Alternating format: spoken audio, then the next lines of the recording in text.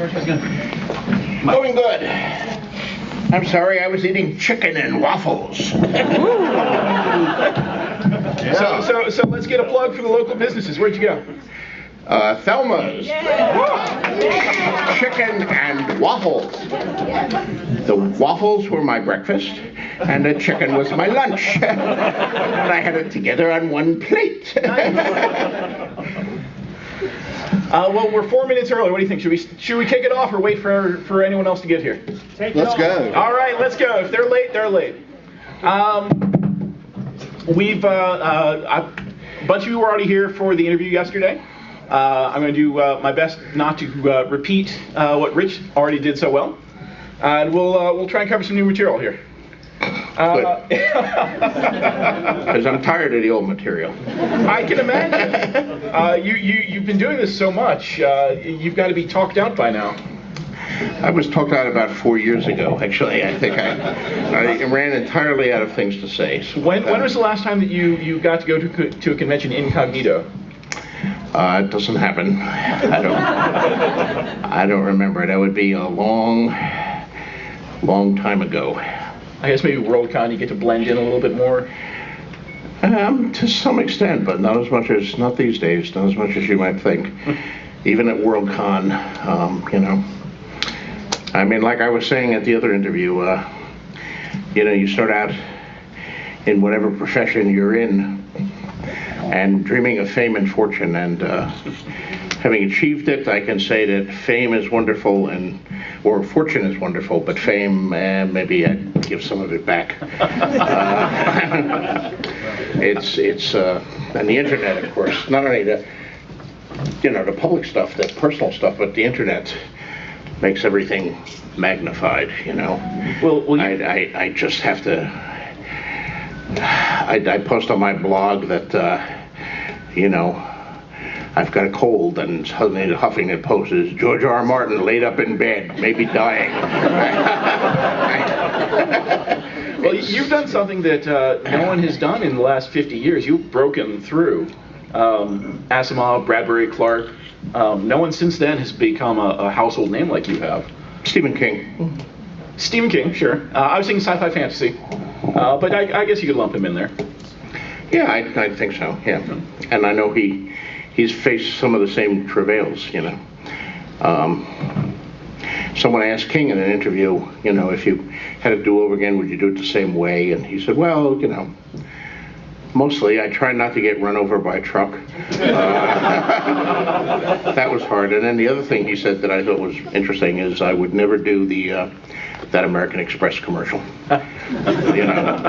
Because before that he was like a #1 bestseller multiple times. He was a millionaire. He had a great deal of success, but he could still go out into the world and just be a person. But after the American Express commercial, like everybody in the world knew what he looked like, and anywhere he went, he was stopped and had to be on all the time. Have you had anything similar? Any fame experiences that you would have gone back and not done? Well, it's hard to separate them. I mean, in my case, I think everybody got to know who I was because of the show, and the fact that when we did the TV show, we cast a lot of actors who, although they were brilliant actors, were not widely known. Sean Bean was the only real name actor in our show. Now, many of them are stars now. Amelia Clark, sexiest woman in the world. Kit Harington, etc. Numerous of our people are international celebrities now, but they weren't at the time. But I was already a #1 bestseller, so they made me the centerpiece of a lot of the advanced publicity, and that kind of put me front and center and has resulted in where we are now, which has had both good and more problematical impact on my life. How was your appearance on Z Nation? Was that fun to do? Yeah, it was. It was. You know, Michael Cassett, who is an old friend and collaborator of mine. We worked together on Twilight Zone many years ago, and on Max Headroom to some extent, is on that show. So I did it because he asked me to do it, and I got a couple of my assistants in there. They were thrilled by the idea of being zombies, and it was fun. But you know, it takes hours. I mean, you're pretty much there all day, even though you only have 12 seconds on camera, you know, getting into makeup and then getting out of the makeup and waiting around while they set up this shot and the other shot. It was a good gag, too. It was, yeah. Z Nation's a fun show. It's I don't know if you guys have watched it, but it's a zombie show, but it doesn't take itself too seriously. It's like The Walking Dead, but with its tongue very firmly in cheek, and a lot of very goofy things are happening on Z Nation, much of which is my friend Michael Cassett's twisted sense of humor. You mentioned... I also got my head bit off in Sharknado 3. So I've died twice on camera. Or, well, I guess I was already dead. Yeah, you're already dead in first You mentioned your assistants, and I know you have several of them. I have 5 at the moment, yes. I just want to real quick give a call out for a lot of people that probably aren't familiar with the connection. One of your, I don't know if he's currently an assistant or formerly an assistant, but he's worked on several of your projects, Daniel Abraham. Daniel Abraham was never my assistant, but he was my friend and collaborator. Ty Frank, who works with him, was my first assistant. Ty was, okay. So Ty was my assistant for years, yeah. What are Ty and Daniel doing? The Expanse. The Expanse television show, and also the Expanse books, which, you know, the 5th one just came out. It was I didn't realize at first that Corey was the 2 of them. So that was a nice little tidbit to learn, because I've been a fan of some of their work over the years. By the way, is Brian still here? Brian? Yes. Yeah, I should, since you brought up the subject of my assistants, I should say for public service announcement here that I came to this particular convention without any assistants. But Brian was telling us on the way to Chicken and Waffles that last night in the bar there was someone saying that they were my assistant and were helping me with a book, and this was a young man of some sort who was saying this to a fetching young woman. So I hope none of you fetching young women in the audience went to bed with anyone last night on the assumption that he was my assistant, because I have no assistants at this convention. Your name carries some weight there. I guess so. Yes. Let's talk about New Mexico. How did you end up with such a solid, packed grouping of authors in New Mexico, of all places? Well, New Mexico is a great place to live. The land of enchantment, we call it. It's a wonderful state, and the climate is fabulous. We have the best Mexican food in the world, which is incredibly addictive, and especially the green chili. And there were a few science fiction writers who lived in New Mexico for most of their lives, like Jack Williamson. Even Jack was not a native New Mexican. He came to New Mexico in a covered wagon, but when he was like 3. But that's actually true. But other people will move there just because it was a great place to live, and someone would move there and say, "Oh, this is great here," and then other people would move there. So Roger Zelazny and Fred Saberhagen, and yada yada, many other people. So we do have a large group of science fiction and fantasy writers down there in New Mexico, in Albuquerque and Santa Fe. A lot of which have worked with you on projects, several of which have been involved in Wildcards. Wildcards, yeah. Well, Wildcards actually began out of a role-playing game that we were playing in, as I said, in one of my other sessions here. We were playing a superhero role-playing game, and it became addictive, and we wasted like 1.5 years on it, and we finally said, we got to figure a way to get some money out of this, so we made it a shared world anthology, and 30 years later, it's still going strong. So We Exactly 30 years later. came up with something pretty cool there. Yeah, that amazes me. 22 books in, 23rd book coming out later this year.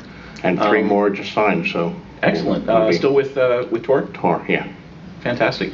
But keeping that large of a group of authors and that large of a universe and that many characters going, the wildcard trust must have been very important in that. How did you set that up? Well, I was fortunate in that by the time we came up with wildcards, there was several other shared world anthologies going. And I don't know if there's a lot of young people here discussing young people. But you may not remember the 80s, but in the late 80s, the shared world anthology was very trendy. There was a series called Thieves' World that Robert Asprin and Lynn Abbey edited together, and that was very, very popular. It actually began as an argument in the bar at a Worldcon about who would win, Conan or Elric, and from the desire to see these great heroes in the same universe together, meeting each other, and they invented this fantasy shared world, Thieves' World, that it was so popular that everybody started doing shared world anthologies, and Thieves' World was the most successful, but there was also Leovac, and there was Ithcar, and there was Heroes in Hell, and there was War World, and yada yada. Greystone Bay, there were horror shared worlds and science fiction shared worlds and fantasy shared worlds, and we did the superhero shared world.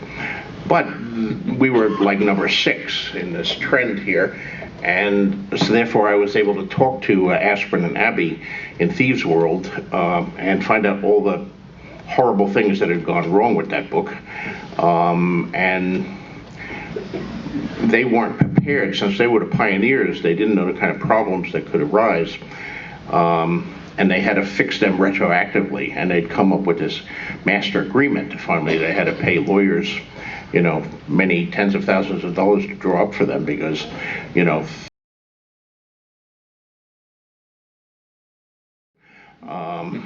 and we were able to get their master agreement for free, and I essentially just copied it with a few twists, and we started out on a sound basis, unlike Thieves' World, and we didn't have the problems they had. So it was their generosity and the willingness to share, so we wouldn't fall down the same rabbit holes and break our legs, that helped us keep wildcards together, and we had our rules firmly in place from the beginning. The thing is that writers, writers are all strange, contradictory creatures. On one sense, they're all immense egomaniacs, and on the other hand, they're also massively insecure. And you get the two contradictory sides, flipping them, and when they're in a book with other writers, where your characters are meeting their characters, everybody is identifying with their characters and wanting to win. And if you don't have the rules set out very quickly, as happened in Thieves' World, you get a series of endless one-upmanships, where people not necessarily working together but competing with each other. And Thieves' World had a very simple, a shared world. The whole premise is you're sharing the world with, and your character can meet their character, and you can use their characters in your stories. So Thieves' World had a rule, is that you could not kill anyone else's named character. That was their rule.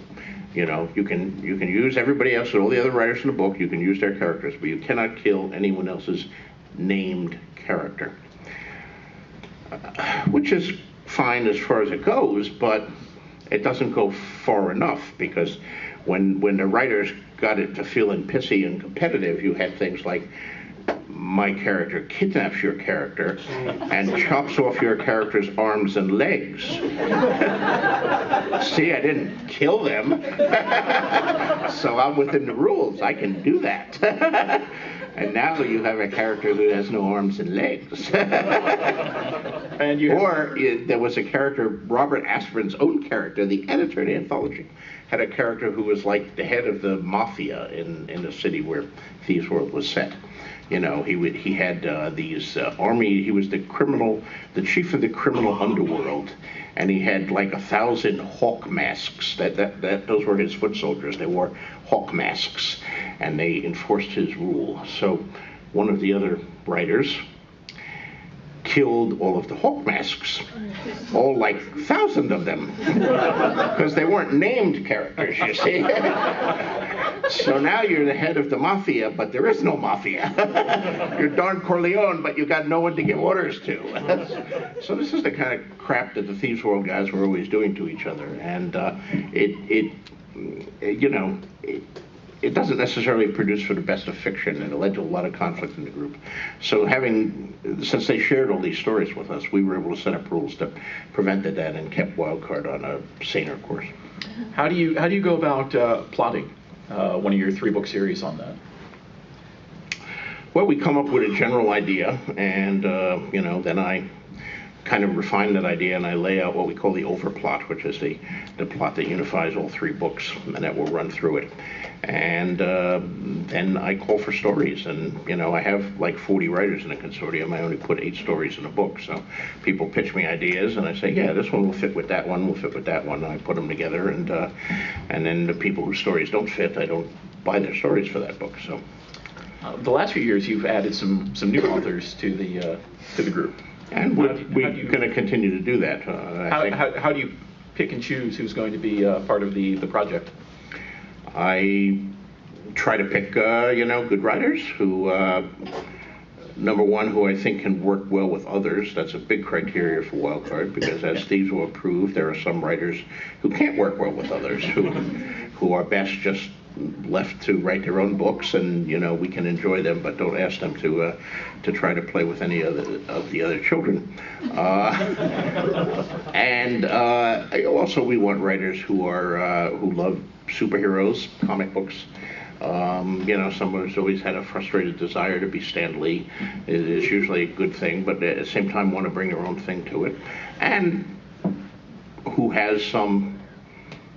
We don't want to pick someone who hasn't sold any stories or someone who sold 1 story. We want people who have at least some sort of a name, who can hopefully bring us new readers. I'm a fan of Harry, and now Harry's writing for Wildcard, so I'll check out his Wildcard thing. So they bring new readers into it, and the series grows in that manner. I know Neil Gaiman tells a story about pitching a character to you for Wildcards and having it turned down. Yeah. That was right at the beginning of the series, and nobody knew he was Neil Gaiman yet. He was just this weedy British kid dressed all in black, and he came up and he pitched me this Sandman character, and I said, no, we got enough writers, thanks. So I blew off Mr. Gaiman, but that was probably a mistake. He can laugh about it now, though. Yeah. It was actually probably the best thing I could have done him, because Wildcard's as successful as it is, doesn't approach the success of Sandman, and had he written a series of short stories for me for the Wildcard series, he might not be Neil Gaiman today. Yeah. I mentioned how vast the Wildcards world is. 22 books now, and it spans the globe, and there are hundreds of characters, and you have the same issue with Westeros. So many characters and so much going on and so much history. How do you keep track of this? What do you use for your Bible? Yeah, I mean, we do have reference books, and of course I have files on a computer and all that, but a lot of it is just in my head. I know that both sources have large wikis online. Do you go to that yourself? I don't.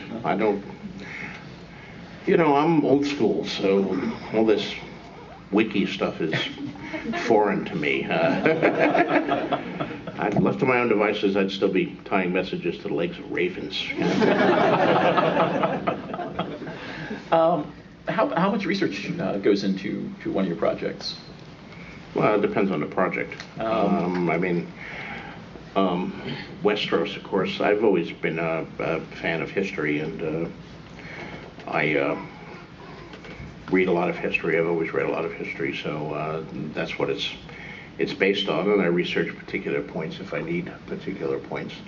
Now, something like Wildcard, for example, Inside Straight, one of the Wildcard books, had large sequences in Egypt. So I did a fair amount of research about Egypt and its geography and its cities, and where the dams were, and maps, and et cetera, to make sure as editor everybody was kind of on the same page there. for something like Ice and Fire, do you go so far into research that you work out the orbital dynamics of the planet to figure out how winter falls? Okay, that's magic. Probably good. It's magic. Magic. That's good. Fantasy, magic. So it's a magic winter, not a science winter. That's right. That actually tells us a lot.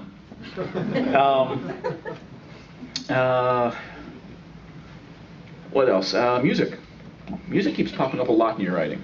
Were you? I'm a frustrated. It's exactly what I was going to use. Yes. Yeah. Did you probably noticed the title: "Song of Ice and Fire," "Songs of Dead Men Sing," "A Song for Laia," da da da. I've had that all throughout my. Did you have those dreams of being a rock star when you were a kid? Yeah, maybe to some extent. More, I don't know, a rock star, more of a songwriter. But I love music, especially music with good lyrics.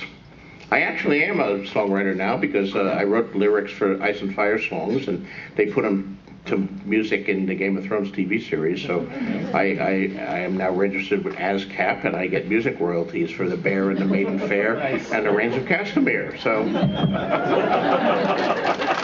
there you go. How did you get mixed up with Hollywood in the first place? Because you've been working with them for quite a while now. It was all because of a book called The Armageddon Rag, which of all my books is the most rock and roll. It was my fourth novel, and it was supposed to be a gigantic bestseller. They paid me a lot of money for it, and nobody bought it. So my career as a novelist was suddenly over because, as I told the crowd the other day, this is not a profession for anyone who needs security. So for 10 years, I'd been a rising star, and suddenly, like many rising stars, I rose so far, and then I crashed and burned. And but oddly enough, the very book that destroyed my career as a novelist opened my career as a screenwriter because it was optioned for a feature film by a guy named Phil DeGuerre, who was a big rock and roll guy and thought it would make a great feature film, and he wanted to write it and direct it. He did write several versions of the script, never got it produced or financed. But Phil was a television guy, and I got to know Phil by that option. And a couple years later, Phil had a hit show called Simon and Simon.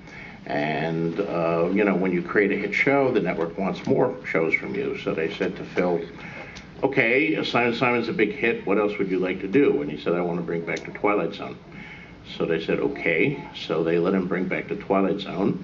And he hired me to write a script, and they liked the script, and next thing you know, I was on staff on Twilight Zone, which, had I had a successful novel writing career at the moment, I might have turned down, but since, I didn't, this prospect of a job seemed pretty good to me, so I took it and spent 10 years on that. You mentioned Armageddon Rag. It didn't do well when it first came out, but it's definitely found an audience now. Well, I know I've talked to people that have cited it as one of their favorite books. It's certainly better than it did initially. It's still the worst selling of all of my novels. I mean, obviously Ice and Fire sells better than anything else by huge magnitudes, but then you fall down from Ice and Fire to like Fever Dream, which is next, and then, then it goes down further and further until you hit Armageddon Rag at the bottom. Now, admittedly, my audience is now so huge that even my worst-selling book sells better than the best-selling book of 80% of the writers in the field. So I don't really have anything to complain about. But I'm glad people like Armageddon Rag. I put a lot into it. It's an important book to me. The rock group you created for that, the Nazgul. Right. If you could pick from any rock stars over the last 50 years to play the members of the Nazgul, who would you choose? Creedence Clearwater Revival.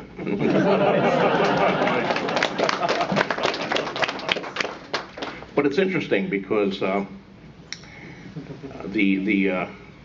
Nazgul have always been like a Rorschach test. When that book came out and people would meet to me, they would always tell me their theories of who the Nazgul really were, who they were modeled on. And everybody heard them differently. And some people heard the Doors or the Rolling Stones, and some people heard, much more obscure groups. I've had people come up at the nozzle. They would have ripped whips, weren't they?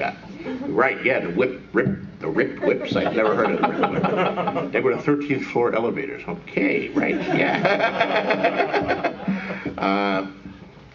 But no, I always heard them more as Cretans and maybe a little bit of the Doors, Morrison, etc. Gardner Dozois, a longtime friend of yours. A couple of books with him. Yeah. Which, from what I gathered, the publishers were having a hard time getting that project moving. Was bringing you on board, did that help? I don't know. No? I'm talking about Old Mars and Old Venus, if anyone hasn't read them. It's a fantastic collection of, I'll let George describe them. Yeah, Gardner and I decided, Gardner has been an anthologist for a long time, and I had these anthology ideas that I wanted to do, but I didn't necessarily have the time to do them all by myself, so we decided to partner up. And, when you do an anthology, there's a lot of, you have to select the writers and solicit to writers and get them to sign on. And you assemble your table of contents that way, and then they give them a deadline, they send them the stories, you give them notes, they revise the stories. So there's all this creative work.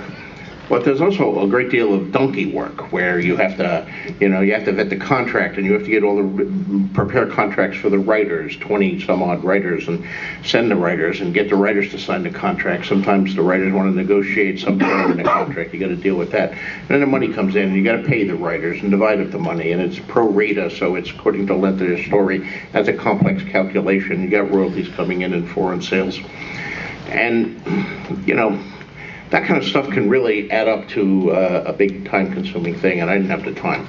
So Gardner and I agreed we'd share the creative work together, and he would do all the donkey work, because he was already doing all the donkey work for a lot of his other anthologies, his Best of the Year that he's been doing for a long time, and he does anthologies with Jack Dan and with Jonathan Strahan and numerous other people.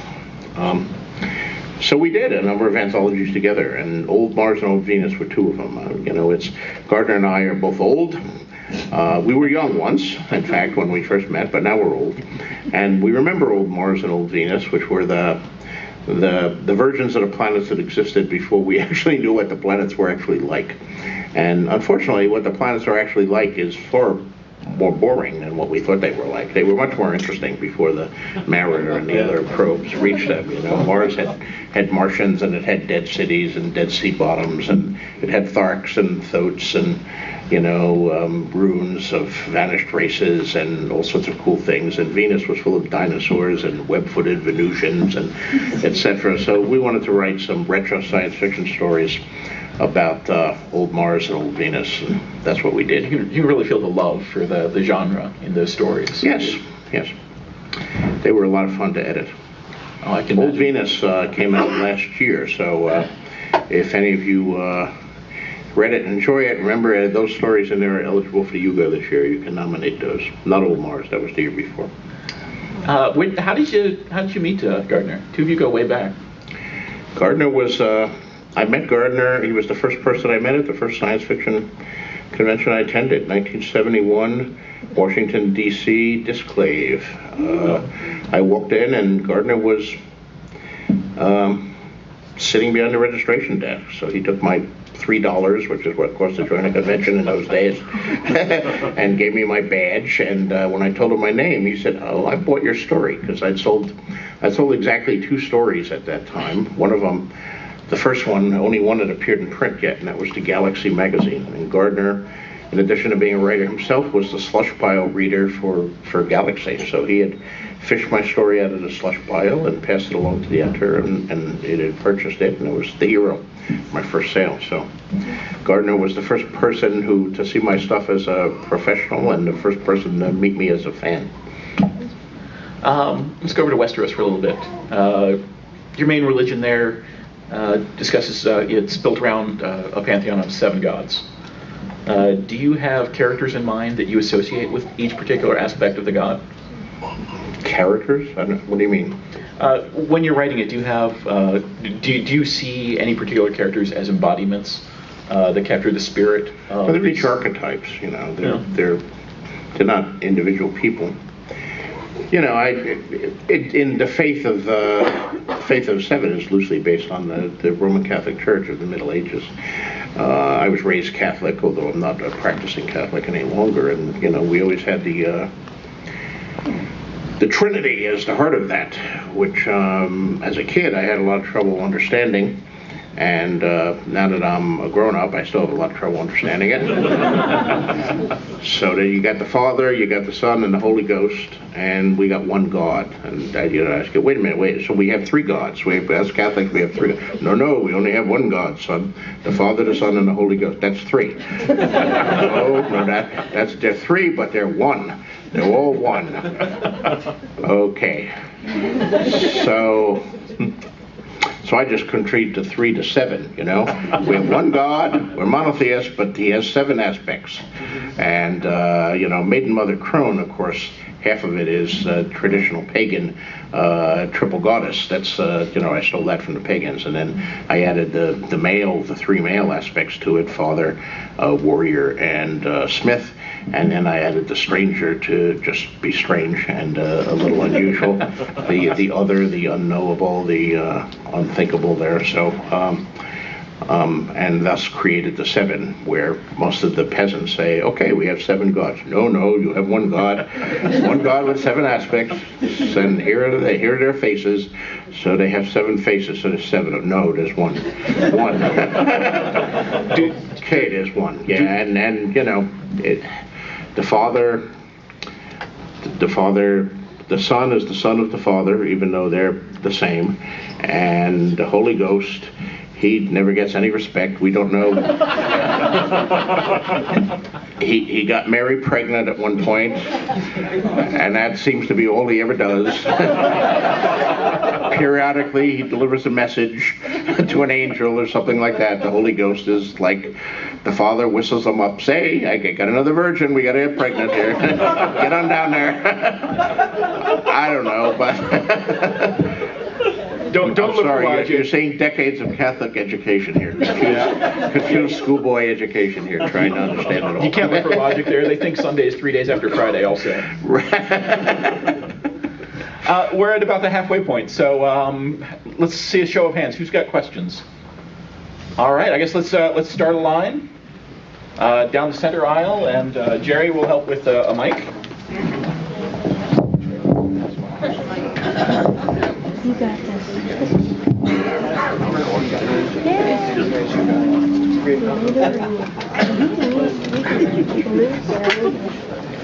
All right, just give us your name and your question. Hello, my name's Jeffrey. I wanted to let you know I watched the shows before I read the books, and as I'm reading through them, I'm really sort of mesmerized by the foreshadowing elements that you use, and sometimes it seems more like a political mystery than it does a high fantasy. Can you talk about your technical process for creating the puzzle that we have to put together as readers?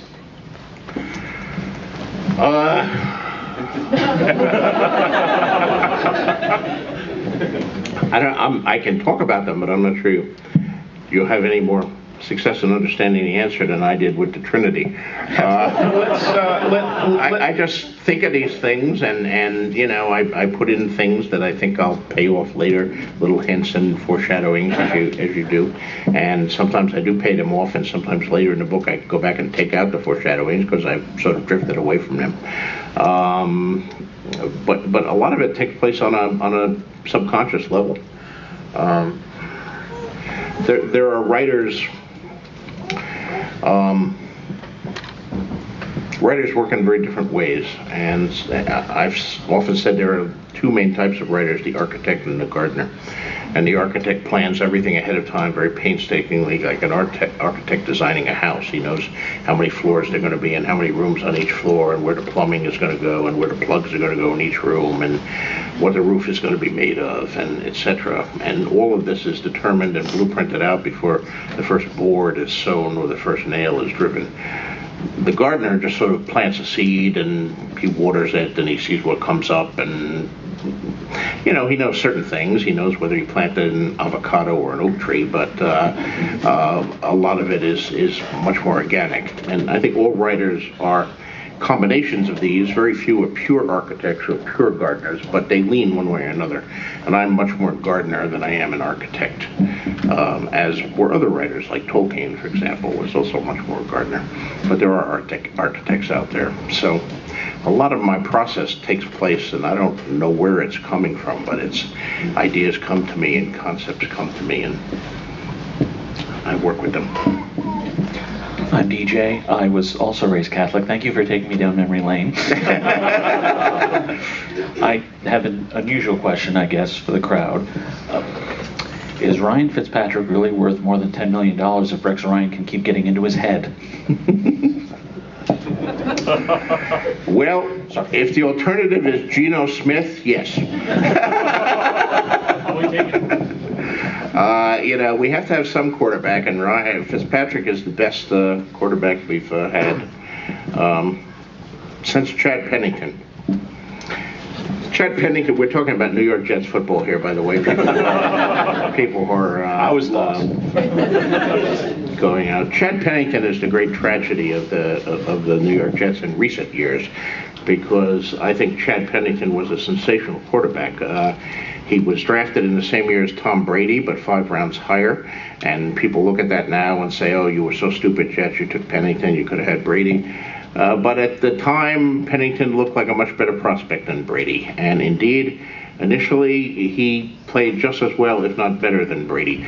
When he retired, he had the highest completion average in the entire history of the NFL. A very, very smart quarterback, very accurate quarterback, made very few mistakes.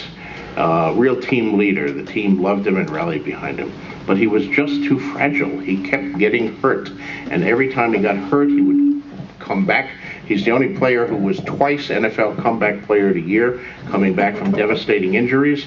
That's a considerable achievement for him, but the fact that he kept getting devastating injuries was not good. And his arm kept getting weaker and weaker. And by the end, he had this reputation of being a really smart, accurate quarterback with a weak arm. But he didn't have a weak arm when he entered the league. His arm was just as strong as Brady's, or indeed as any of the other quarterbacks coming out at the time. But repeated breaking of wrists and rotator cuffs and other things that he kept breaking weakened that arm even when he came back. So that was a real pity. And then Mark Sanchez never worked out. Geno Smith was a disaster. So Fitzy is the best we've seen in a long while. So let's hope last year was.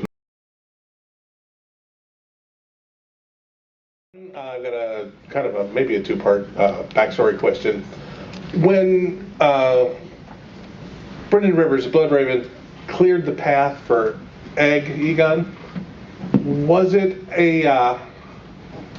exile to the wall a wink and a nod, or a devastating political punishment? It was not a wink and a nod. You know,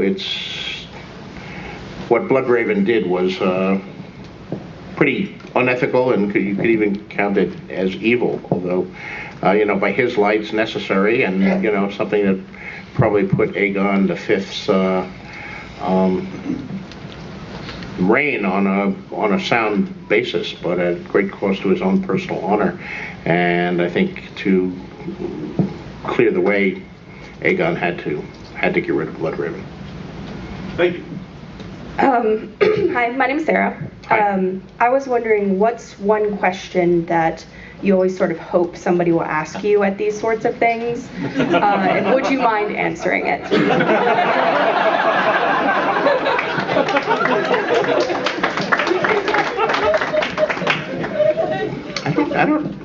I have many questions that I wish people would not ask me at this stage. But a question I'm actually dying to be asked, you know, I don't really have one. Okay, well, how about the things you don't want people to ask? who's my favorite character, when will the next book be out, where do you get your ideas, yada, yada, yada, yada, the same old questions that I get asked all the time. Thank you. My least favorite question, of course, is who's going to finish the books when you die? Which I do get from time to time, and I've been known to react to that testily. Thank you. My question is this: Hodor? Hodor.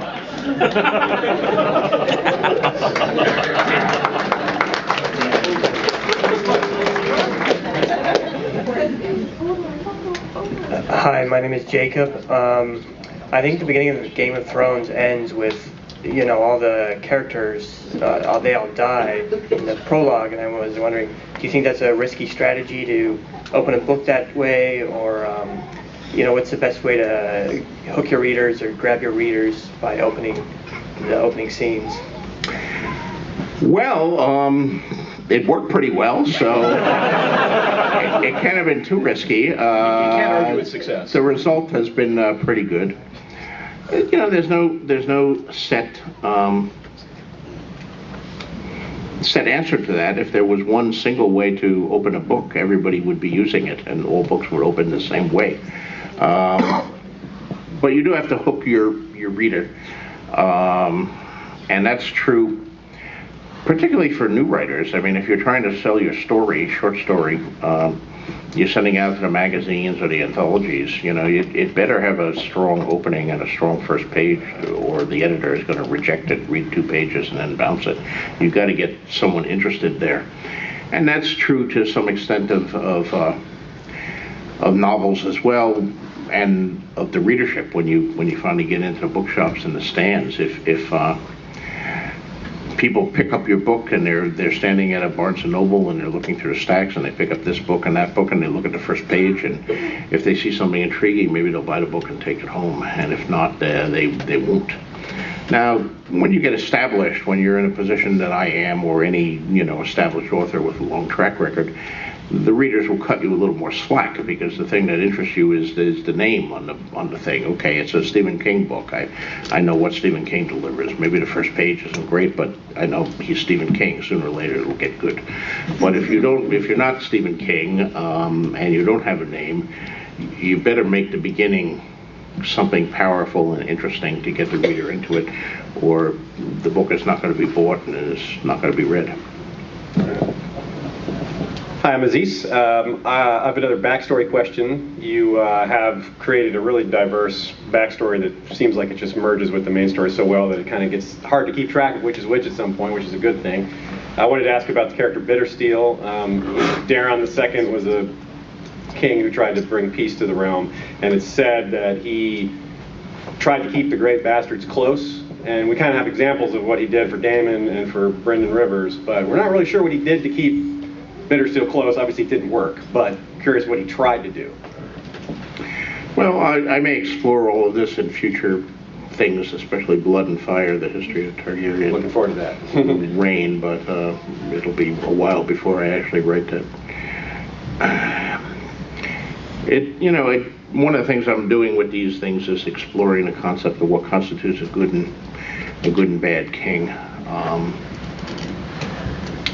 And our viewpoint as modern 21st century people is, I think, different from what medieval people, or particularly medieval novels, medieval people would think. You look at a king like Edward II of England.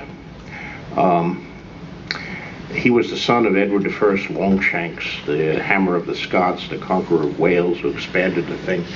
But Edward II, he was a big, strapping guy, as big as his father, blonde, very handsome, strong, athletic, but he was not inclined to warfare, and he didn't like jousting or swordplay, which is not to say that he was bookish or sedentary. He liked wrestling. He liked working with his hands. He liked building things and carpentry and thatching roofs and all that. And he didn't like the lords of the realm, who he found arrogant and obnoxious, but he liked the common people. He liked to go out into the villages and associate with common people. He surrounded surrounded themselves with commoners who were carpenters or stonemasons, and he was interested in their crafts and how they did their crafts. And we would look at a guy like that and say, hey, this is a pretty cool guy. But the history is he's despised. He's considered the worst king England ever has. Now, there's also a big case that he was gay, that he was homosexual, which is probably part of it, you know, because many of his associates were young men, but he had two particular favorites, Piers Gaveston and so forth. But nonetheless, being warlike in the 21st century is not necessarily a good thing. But it was considered necessary for a king back then. And, you know, I'm looking at exploring some of these same kind of issues in Westeros. You know, King Daeron II, Daeron the Good, was not a warlike king. He was more of an intellectual, and he was interested in peaceful solutions to problems. He was interested in producing economic growth and the prosperity of his realm. But he was surrounded by these bastards, his father's other sons, who were much more formidable swordsmen and warriors and jousters, and who were interested in conquest and glory. And those are the things that people responded to in those days. So, Thanks. Good question. let's just hope that the present American electorate doesn't go all medieval in the next election. We can see some of these candidates trying to, win votes by saying how many people they would carpet bomb or how tough they would be, So, yes. Hi, I'm Ashaya. My question is, considering that Casterly Rock is taller than every skyscraper built in the 20th century, does it happen to have like a series of cages and winches or little elevators or any way to transport things easily? Well, Casterly Rock is loosely based on the Rock of Gibraltar. Have you ever visited the Rock of Gibraltar? It's pretty amazing. Of course, Casterly Rock is bigger. In fantasy, you always turn everything up to 11. But it's not usually bigger, So, go see the Rock of Gibraltar and all that. It's pretty amazing. There are caves down there. There are fortifications. I mean, there were gold mines, and in the Rock of Gibraltar, they tapped out eventually, but it's honeycombed with tunnels, and there are places where they stationed cannons to repel it, and there's a whole theater there, and no winches or elevators, but slanting tunnels and steps carved into the rocks itself, and all sorts of other kinds of cool things. Thank you. Matt, just wondering, when in the first book, when the Starks are heading to King's Landing with Ned and Sansa and Arya, Arya's wolf Sansa's wolf is killed, and then Arya's goes missing, or she sends it away. I was wondering if there's any kind of symbolism there, like, the Stark within Sansa's dead, or the Stark within Arya's missing, if I'm just reading way too much into that, or, That's an interesting thing to contemplate, and it's good that you're contemplating it. Well said. Arya still has a connection to her wolf, if you read her chapter, she's still having the wolf dreams. Yeah. And Nymeria is still roaming the Riverlands at the head of a gigantic pack of other wolves. So, is there something going on there? Who knows? Perhaps. Thank you. Just gonna have to wait and read. Hi, I'm Dee. I just wanted to know, what was the shittiest day job that you've ever had that inspired you to want to, at least, because we wanted to, be successful and wealthy and famous, the one that you really despised? The shittiest day job I ever had, which I literally had for a day, I was fired at the end of the day, is I was a telephone salesperson for Time Life Books, it was. And I was in a room with 20 other salespeople, and they gave us lists of phone numbers to call, and we were trying to sell these Time Life books. and we had a script that we were supposed to stick to, and of course, you know, so you're calling up people, you know, hi, Mrs. Smith, you know, I'm George from Time Life Books. We're offering a special premium here on our book about the mysteries of the sea. And at that point, you know, the person would usually hang up, and then I would have to call the next person, and, you know, they would hang up, etc. Occasionally, people would just say, fuck you,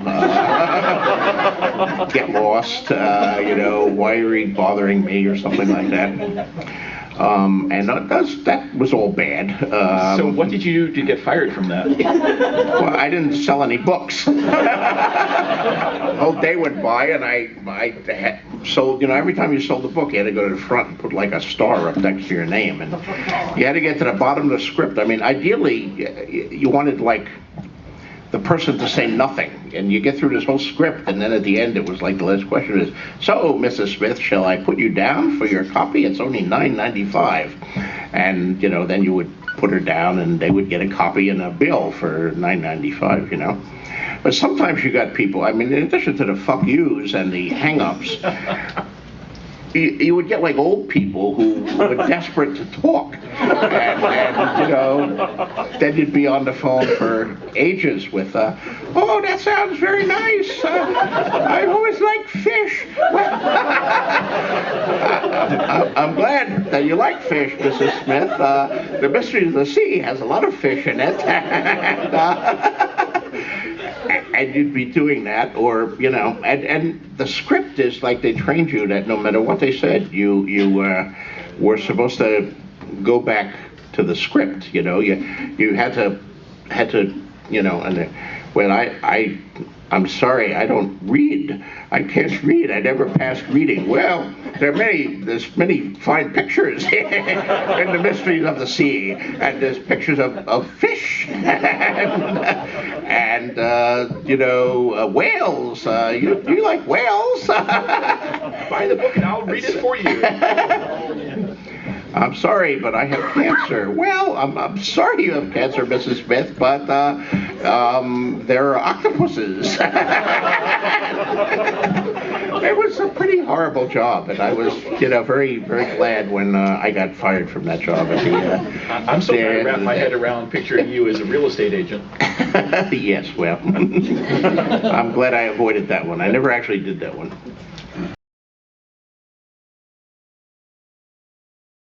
Carrie. I was wondering if you had read Robert Jordan's Wheel of Time series, and if so, I read some of them.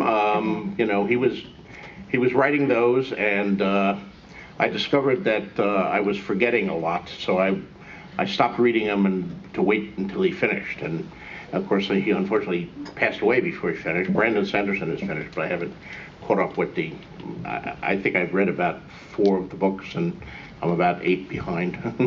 did you read enough to have a favorite character in that series? A favorite character? Well, he had the 3 main kids who were one, and I think I liked the one who was Perrin, I think was. Okay. Yeah, the of the 3 main guys, the one I liked the most. Okay, thank you. Okay. Rand did have 3 women, which was probably a good thing, I guess. For Rand, anyway. Not necessarily for the 3 women. Yes? I'd like to make a brief observation and then a question, if it's okay. Observe away. Okay. I'd just like to mention, if I guessed correctly, you're just a few years older than I am. Since I was in high school, I've been wearing this hat or my wool version of it. I've often been wearing a vest, or I have a shawl collared sweater. I used to be unique. Now, I'm your cosplayer. Thank you, sir, for taking my individuality. But the question is, there's Faceless Men, and then you've got the White Walkers, or the others in your books. I've noticed that there's energy moving around the world. Is there any inference to be made from that, or is it just kind of a coincidence? Well, you have to keep reading. And I'll give these things away in question and answer sessions. I don't think so, but yeah, give me a little bit. Thanks. Hey, George, I'm Brian. Hey. I wanted to ask, you seem to be such a big sports fan, at least when it comes to football. Football, yeah. And baseball to some extent. And sports fiction, I mean, like, sports fiction can often be lacking. I was wondering, have you ever thought about, not just with sports fiction, but kind of treading beyond the sort of science fiction, fantasy realm, and writing either a short story or a novel, and something that somebody really would never expect you to write in that sort of area? Well, I wrote some science fiction football stories early in my career. I wrote, a story called Run to Starlight, based on the famous Vince Lombardi Run to Daylight thing, about an alien football team on Earth.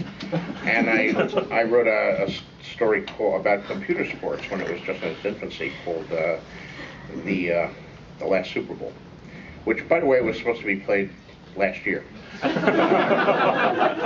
So my projection was wrong. That story I sold to Gallery Magazine, which I don't know if they exist. Does Gallery Magazine still exist? It was a Playboy imitation. I don't think it's around. No, sir. So it's the only story of mine that was printed with like naked women on the other side of the pages there. The Girl Next Door Gallery had this Playboy. So the last Super Bowl, it was played between the Green Bay Packers and the Hoboken Jets. Jets having been run out of New York City then because computer sports had replaced real sports. But that prediction turned out to be wrong. Thank you for your time. My name's Carlton. My question, to try to avoid the question that you don't like about your favorite character or otherwise, obviously most of us, we really love Ice and Fire, Game of Thrones. Great series, thank you. What in all of your writing would you say is your favorite story that you have written? Well, early in my career, I wrote a lot of short stories. And there are still some people who think my short stories are my best work, but I'd like to write more short stories, and eventually, if I live long enough, I hope to. But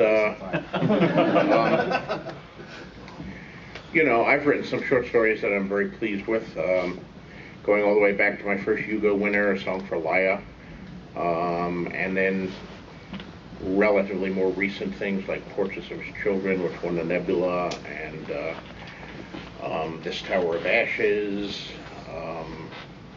The Ice Dragon, which has been published separately as a children's book. I know a number of you had me sign it, but it was originally just a short story. That's some of my best work, I think.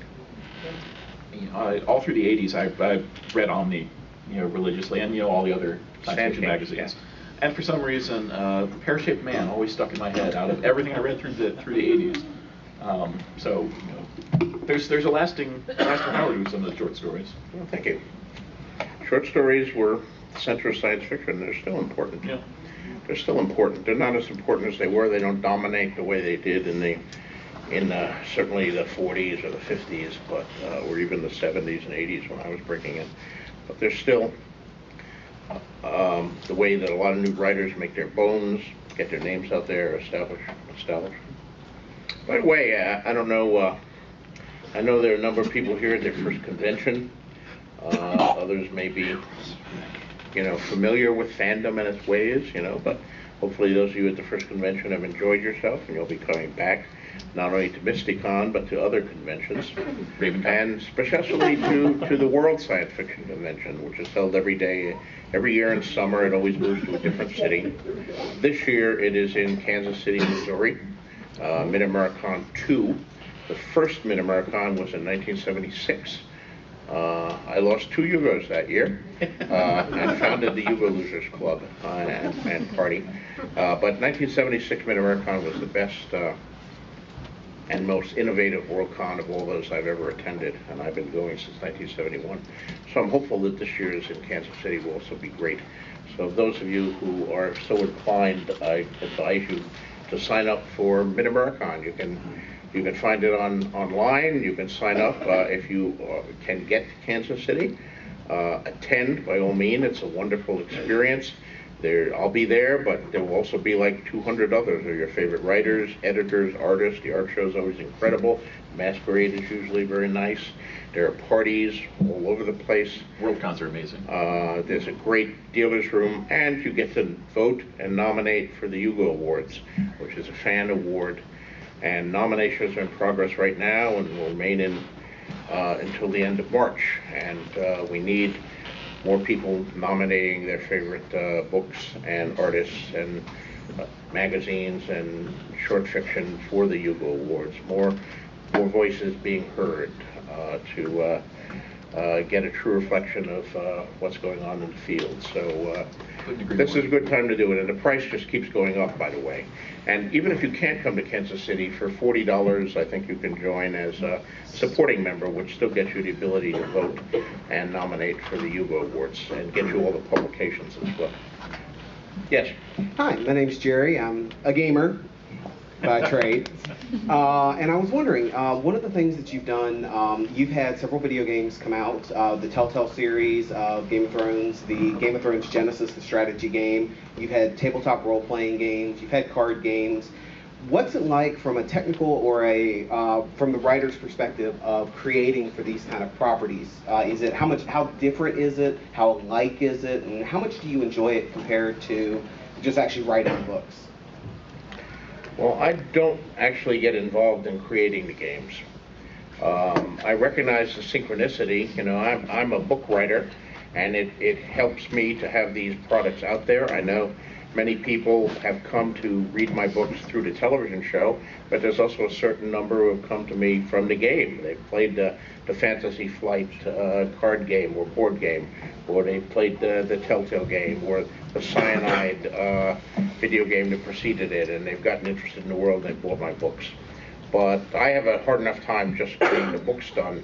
I don't have time to start inventing the games too. So my role in the games is sometimes I have a role, particularly in selecting the art, because I'm fussy about wanting the best fantasy art, and so I name artists that I want to work with and all that. But I don't get involved in inventing any of the game rules or the scenarios. You know, as sometimes some of the game companies will have me involved as on the approval basis. They'll send me what they've come up with, and I can approve or disapprove or give notes. But for the most part, I let them handle that rather than get into it myself. Do you still have a gaming group in New Mexico? Yeah, we do, but it's not very active these days. A couple people moved away, and you know, I don't know, we just don't seem to play much anymore. The last game we really played regularly was the one that ultimately became the Expanse TV series. Oh, wow. And Ty Frank was running that for us. And when he and Daniel decided they would make that a series of books and then a TV show, I stopped running the game, which was a pity because I was really enjoying that game. Hi, I'm Nikki. I write stuff too, but I'm going to preface my question with, I have the crazy fan theory that the end of the entire Song of Ice and Fire is going to be Daenerys and Sansa in a lesbian relationship because you have ice and fire. I was wondering if do you look at any fan theories or fan fiction and ever read it and go, what is this person smoking, and can I have some? I don't. For one thing, because there are potential legal troubles with that. You know, I think like many writers, I was chastened by the experience of Marion Zimmer Bradley had like 20 years ago, where she was very encouraging to people writing fan fiction about Darkover. And then she was writing a book, and someone sent her some fan fiction that had a similar plot, and she had to stop writing the book because the fan was threatening to sue her for stealing her plot, you know, even though how can you steal that's the danger you get from fan fiction. So it's better that I don't read any fan. I know it's out there, but I don't want to know about it. What you do to amuse yourself is good, but let's not bring it to my attention. So it's but people do write me letters sometimes about the theories, and then I do wonder what they're smoking. Unless they're from Colorado, then I know what they're smoking. That is actually 6 o'clock. That is our hour. Do you have a question that can be answered in one word? Yeah, well, actually, Hi, I wanted to ask you earlier when I talked to you about the Game of Thrones clue, and I know you just mentioned the gaming. I was actually involved, and I starred in the Game of Thrones parody on April Fool's Day for ThinkGeek.com.